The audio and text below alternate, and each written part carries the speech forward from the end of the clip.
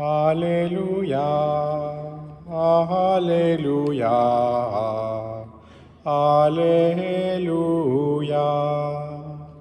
Alléluia, Alléluia, Alléluia. Rabbi, c'est toi le Fils de Dieu, c'est toi le roi d'Israël. Alléluia, Alléluia,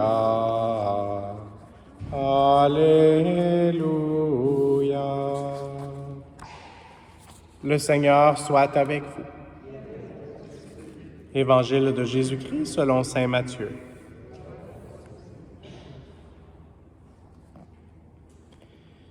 Jésus avait nourri la foule dans le désert. Aussitôt, il obligea les disciples à monter dans la barque et à le précéder sur l'autre rive, pendant qu'il renverrait les foules. Quand il les eut renvoyés, il gravit la montagne à l'écart pour prier. Le soir venu, il était là seul. La barque était déjà à une bonne distance de la terre. Elle était battue par les vagues, car le vent était contraire. Vers la fin de la nuit, Jésus vint vers eux en marchant sur la mer. En le voyant marcher sur la mer, les disciples furent bouleversés. Ils dirent « C'est un fantôme ». Pris de peur, ils se mirent à crier. Mais aussitôt, Jésus leur parla. « Confiance, c'est moi, n'ayez plus peur. » Pierre prit alors la parole. « Seigneur, si c'est bien toi, ordonne-moi de venir vers toi sur les eaux. » Jésus lui dit, « Viens. » Pierre descendit de la barque et marcha sur les eaux pour aller vers Jésus.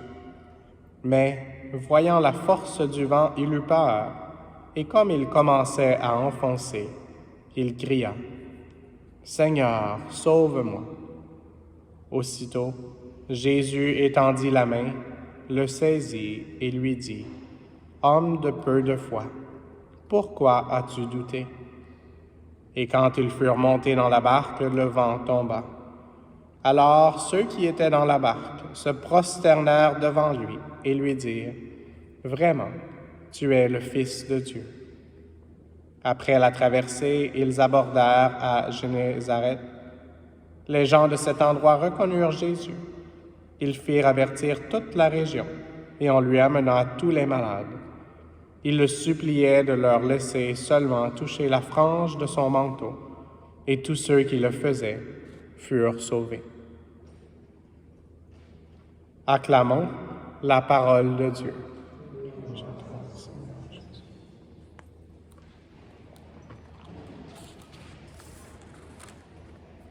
Donc aujourd'hui, alors qu'on célèbre Saint Pierre Julien Aymar, qui avait une dévotion eucharistique si grande, demandons cette grâce aussi pour pouvoir vraiment entrer en adoration.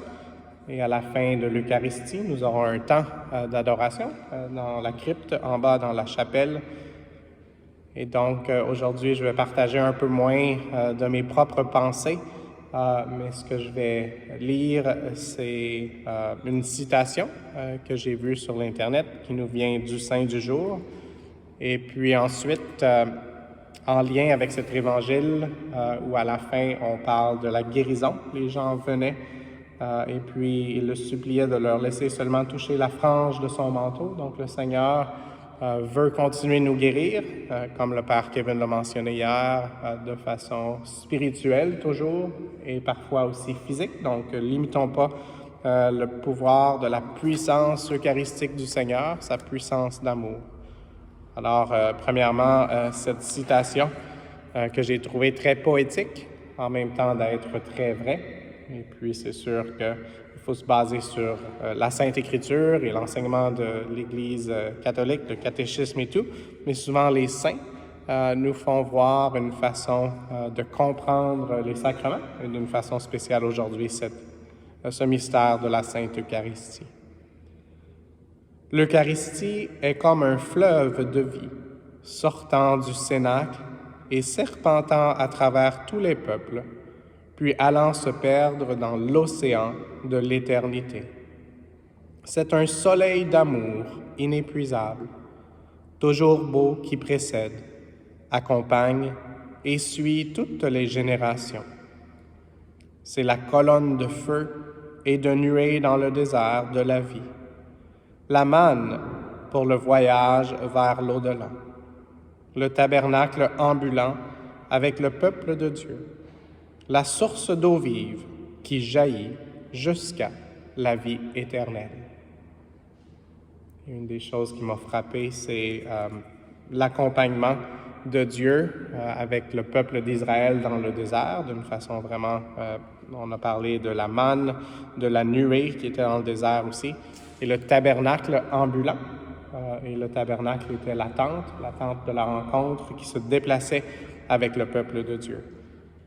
Et donc, j'ai parlé aussi d'un commentaire sur la guérison. Donc, en tant que prêtre, avant de recevoir l'Eucharistie, avant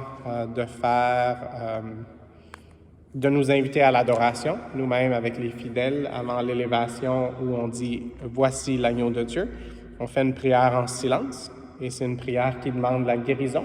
Donc aujourd'hui, je partage cette prière secrète, si on veut, compris pour nous d'une façon spéciale, mais compris aussi par extension pour le peuple de Dieu.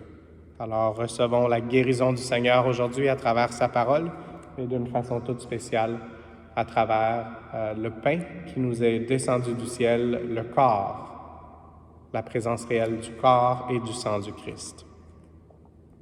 Seigneur Jésus-Christ, que cette communion à ton corps et à ton sang n'entraîne pour moi ni jugement ni condamnation, mais que par ta bonté, elle soutienne mon esprit et mon corps et me donne la guérison. Maman Marie, toi qui es l'infirmière par excellence, aide-nous à recevoir la guérison par le corps et le sang de Jésus-Christ. Amen.